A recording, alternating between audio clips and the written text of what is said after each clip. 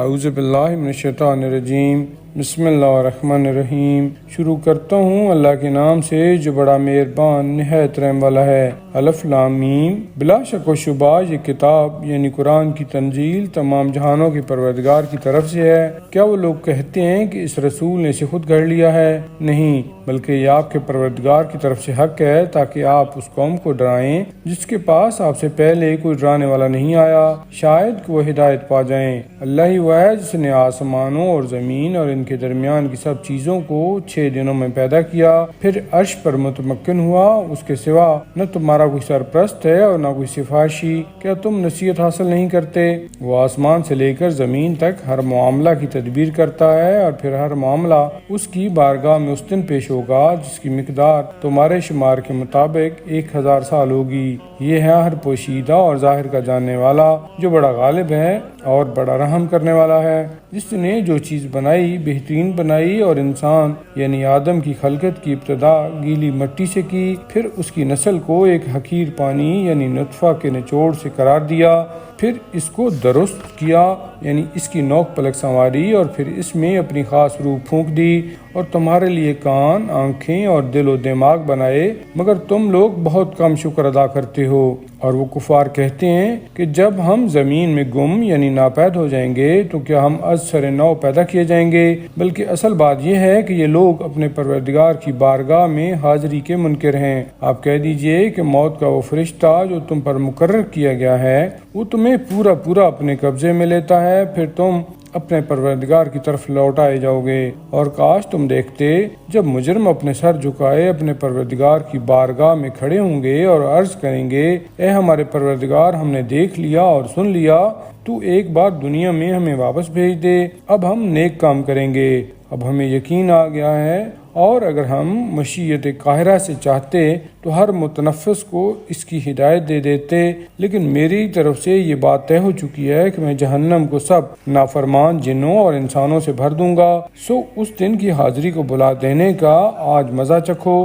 اب ہم نے بھی تمہیں نظر انداز کر دیا ہے، اور اپنے برے اعمال کی پاداش میں دائمی عذاب کا مزہ چکھو۔ ہماری آیتوں پر بس وہی لوگ ایمان لاتے ہیں جن کو جب بھی ان آیتوں کے ساتھ نصیحت کی جائے تو وہ سجدے میں گر جاتے ہیں اور اپنے پروردگار کی حمد کے ساتھ تسبیح کرتے ہیں، اور وہ تکبر نہیں کرتے۔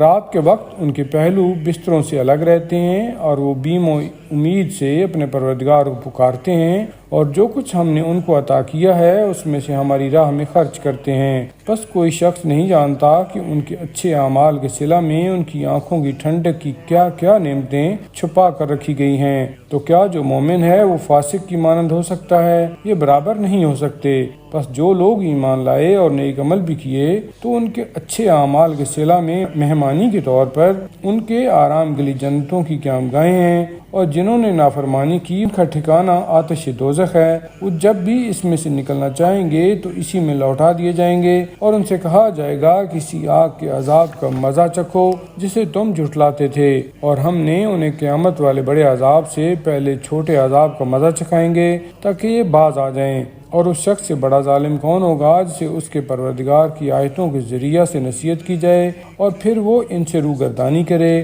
بے شک ہم مجرموں سے انتقام لینے والے ہیں، اور بے شک ہم نے موسیٰ کو کتاب یعنی تورات عطا کی تھی، تو آپ کو ایسی کتاب کے ملنے پر شک میں نہیں پڑنا چاہیے، اور ہم نے اسے بنی اسرائیل کے لیے ذریعہ ہدایت بنایا تھا، اور ہم نے ان میں سے بعض کو ایسا امام و پیشوا قرار دیا تھا جو ہمارے حکم سے ہدایت کیا کرتے تھے، جبکہ انہوں نے صبر کیا تھا اور وہ ہماری آیتوں پر یقین رکھتے تھے۔